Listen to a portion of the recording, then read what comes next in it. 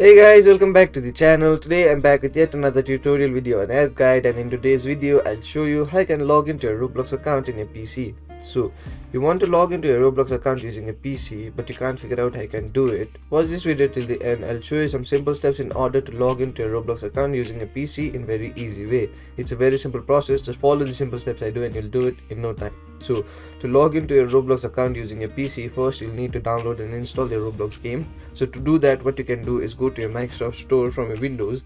Once you go into Microsoft Store, in the search field you can search for Roblox.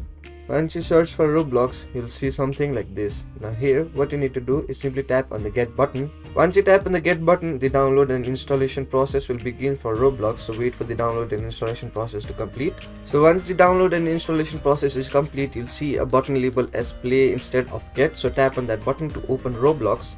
Once you open Roblox, you'll land on an interface like this. Now here you'll have two options. One is login and the other is to sign up. So in order to log in, what you need to do is simply tap on the login option. Then here you'll be asked to enter your account credentials, so go ahead and enter your username.